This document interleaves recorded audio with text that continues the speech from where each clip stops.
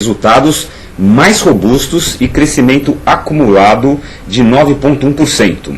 Esse dado é impulsionado pelo segmento de hiper e supermercados de maior peso. Então, Paulo, a pergunta que eu quero te fazer é a seguinte: primeiro, você como estudioso do mercado, aí acompanhando de perto, uma lente grande para cima desse mercado, você confirma que o mercado de varejo está em franca expansão, está em franco crescimento? Isso é. E na sequência, já emendando a segunda vez, queria que a confirmação tua que realmente a tendência do setor de varejo é de crescer. E esse crescimento, ele está, ele está se refletindo mais na abertura de novas lojas, mais nos grandes centros, mais fora dos grandes centros, ou equilibradamente entre ambos, lojas maiores, lojas menores. Como é que você está vendo esse crescimento do varejo? O crescimento é inegável, a gente vê aí os dados e tudo isso fortemente atrelado ao aumento da renda, né, do Brasil, do consumidor. Aumentou a renda, aumentou o consumo, é uma relação direta, e também a facilidade de crédito, né? A gente viu ações do governo, seja na facilidade de crédito, seja na isenção de alguns impostos, né? Então, automóveis, geladeiras, móveis, e o consumo de alimentos também em geral muito forte. Então, essa tendência de consumo leva as redes a aumentar sua presença. E isso está muito forte em todos os sentidos. As grandes redes, pelo menos, elas estão apostando em lojas grandes, continuam apostando em lojas grandes. Continuam investindo nos grandes centros, mas também com uma tendência a se estabelecer cada vez mais em cidades de médio e pequeno porte, é isso? Exato. Nos grandes centros, elas já vinham operando muito fortemente nos últimos anos, e o que a gente vê é uma procura por áreas em lojas menores, melhor localizadas, né?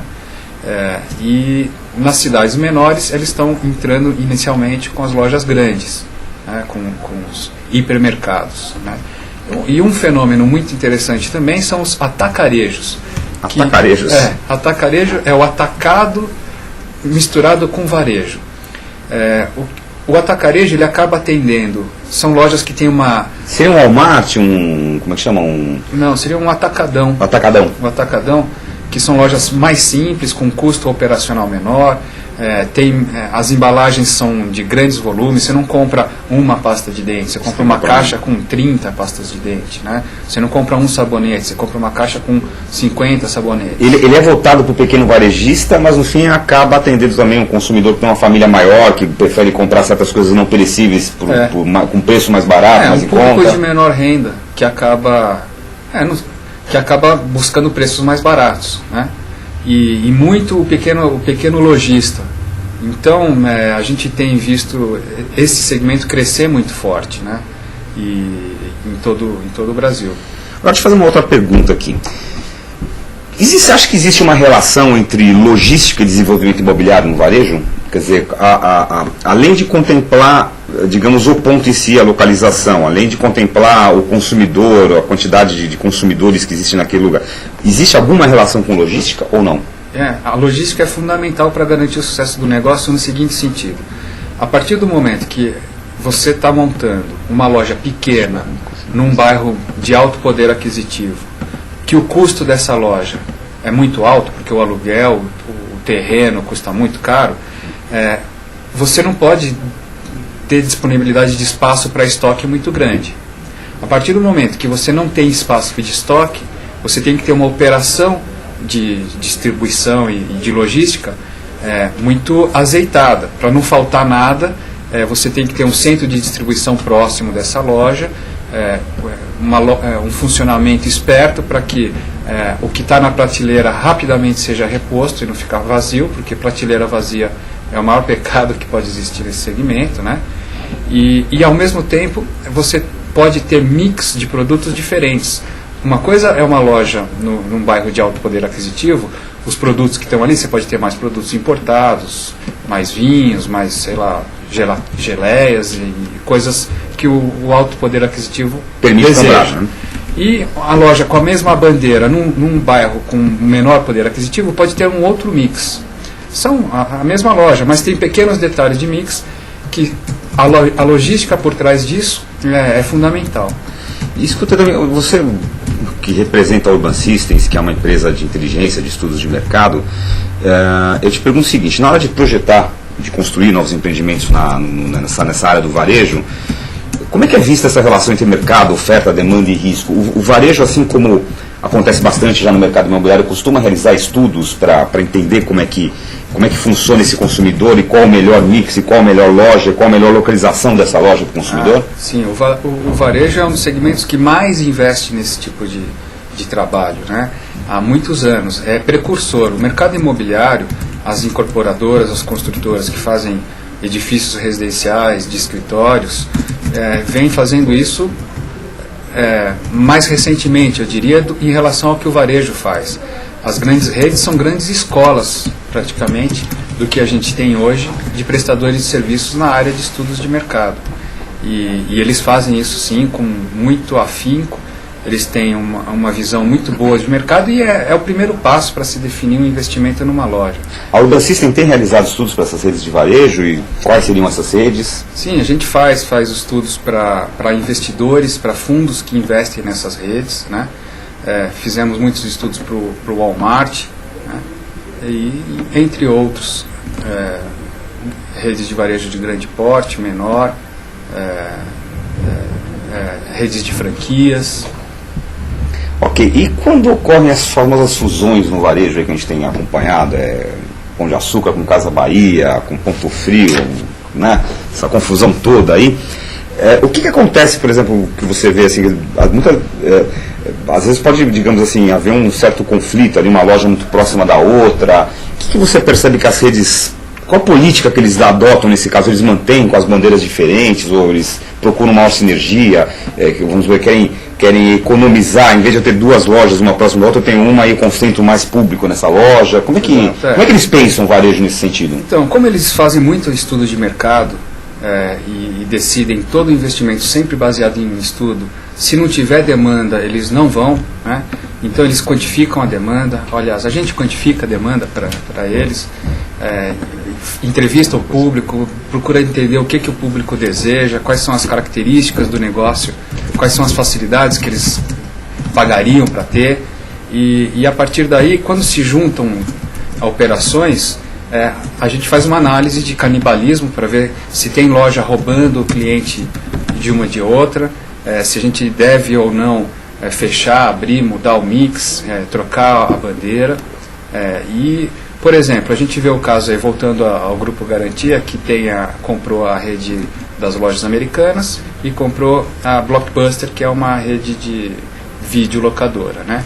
E juntou em grande parte das lojas as duas operações. Vocês têm uma loja das lojas americanas e um pedacinho lá, um corner da Blockbuster. Onde era só Blockbuster virou lojas americanas e Blockbuster, onde era só americanas tem agora Blockbuster para alugar também. Então foi uma composição porque eles entenderam que o site, o ponto de venda era muito bom e dava para ter as duas operações juntas. Claro que o Blockbuster, o negócio de locação de vídeo, é um negócio em decadência também, né? A gente tem que levar isso em conta. Sabe que, curiosamente, a gente analisou e viu que quando o Blockbuster se instalou nas grandes capitais, as locadoras de bairro que existiam, muitas morreram.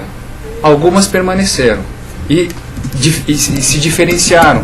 Em vez de ter um mix Blockbuster, eles apostaram num mix diferente, um mix de arte, e outras opções de vídeos, e continuaram com a sua operaçãozinha. Agora essas redes continuam fortes, especializadas, apesar do advento internet, TV a cabo e etc., ainda existe mercado para o que não passa nas grandes redes, o público consegue alugar. Ok, e o nosso programa está perto do fim, então vou pedir aqui para o Caetano ver como é que estão as perguntas dos nossos internautas. Caetano? Pois é, Gilberto, tem um pessoal que acabou entrando um pouquinho tarde aqui, o nosso amigo Mena Barreto, por exemplo. Um abraço, Mena. Bem-vindo, Mena Barreto. Ele já chegou perguntando do que vocês estão falando. O Mena é super dinâmico, assim, mas é o que eu te falei, Mena, a gente está falando sobre a expansão de supermercados e hipermercados e o impacto disso nas cidades, hábitos de consumo das pessoas, dos moradores, né? E tem um Marcelo Ol que participou no primeiro bloco, Giba. Na verdade, eu não tenho nenhuma pergunta específica para o Paulo. Mas a gente tem justamente discutido isso. Eu acabei falando para o pessoal aqui que eu costumo comprar em supermercado, que fazia inclusive um tempo que eu não ia num hipermercado, e na semana passada eu estive em um e eu fiquei assustado com o tamanho e com a quantidade de produtos que tem, e eu fui para fazer uma compra pequena e acabei demorando 1h30 para sair de lá, justamente porque eu não sabia onde estavam os produtos. E aí o pessoal está comentando isso, que primeiro eles procuram uma localização que seja mais próxima, e eles acabam indo no mesmo supermercado justamente por você já saber, eu costumo comprar aquele tipo de leite, por exemplo. Então, que está naquela prateleira naquela gôndola, o cara né? já sabe aonde está o produto. Então o pessoal está comentando isso, e o Marcelo All disse também, uma coisa que você comentou, que a mulher dele, por exemplo, tem o hábito de fazer compras diárias. Por quê? Porque ela aproveita um leque de promoções que varia diariamente, e porque o supermercado ele oferece outros tipos de serviços, como comida como se fosse restaurante mesmo, né? O perfil do supermercado hoje mudou bastante. Eu, por exemplo, frequento um supermercado que você tem balcão de sushi, sashimi, tem coisas que eram impensáveis alguns anos atrás. Realmente, essa pesquisa do mix do que é oferecido na loja, como você citou, né, quer dizer, bairros de maior poder aquisitivo versus bairros de classe média versus bairros de menor poder aquisitivo, muda totalmente esse mix. Isso é constantemente pesquisado, né, Paulo? Tem que ser, porque é aí que está a atratividade do negócio. Se você não tem o que o público quer, ele não vai até você. É relativamente simples, mas a gente tem que estar olhando isso permanentemente, monitorando o que o público quer. Olha só, o Mena Barreto, ele acabou fazendo uma pergunta que ele diz o seguinte: ainda existe espaço para pequenos mercados, empórios, armazéns, em bairros das grandes cidades ou mesmo cidades do interior? Paulo, você acredita que há espaço? Há espaço. Eu também acredito que há espaço.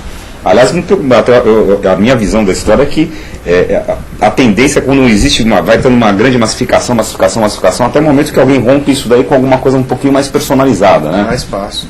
Há espaço porque sempre há a especialização que uma grande rede dificilmente ela chega. Sim. Ou ela chega mais lentamente.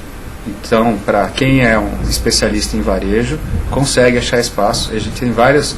Depois pede para o Mena ele dar uma ligada, mandar um e-mail, que a gente manda alguns exemplos para ele. Legal. Tá aí o recado, Mena. Então, muito bem, nós estamos chegando no final da nossa edição do Urban View. Temos que entregar aqui o estúdio para o próximo programa, do Marcelo. Paulo, muitíssimo obrigado pela sua presença, por substituir o nosso convidado original aqui, que era o Luiz Carlos Herzog, gerente de expansão e desenvolvimento imobiliário do Carrefour, que teve imprevisto, lamentavelmente nos deixou aqui quase que sem programa, e o Paulo prontamente aqui aceitou o nosso convite já que ele também participa, ele está do outro lado, ele presta serviço para essas redes, então a gente viu que a gente podia continuar aí com o mesmo tema que a gente tinha proposto e divulgado aí, e o Paulo brilhantemente veio aqui e deu uma contribuição muito legal. Paulo, obrigado, viu? Eu que agradeço, estou à disposição. Ok. Caetano, você quer falar do nosso Twitter, do nosso site, o site novo da Urban View, né? Exatamente. Estamos com um site novo agora, www.urbansystems.com.br, todo reformulado lá, que acho que vale a pena vocês conhecerem. Inclusive, dentro do nosso site tem o canal Urban View, onde tem não só o programa aqui da UTV, como tem também o programa Elas e Lucros, que é um programa que é feito no rádio com o Tomás Assunção, que é presidente da Urban Systems. Tem notícias, tem reportes, tem bastante material lá, né? O programa Elas e Lucros, é até interessante a gente falar disso, a gente já tinha comentado de divulgar mais isso para o pessoal, e agora com o novo portal da Urban Systems está muito mais fácil, porque na própria home do portal você já tem os principais box, né, desses programas. De Elas e Lucros é um programa que o Tomás ele apresenta uma coluna que chama Minha Cidade, Meu Jeito de Morar e Investir. Todas as terças-feiras, às 8h30 da manhã, ao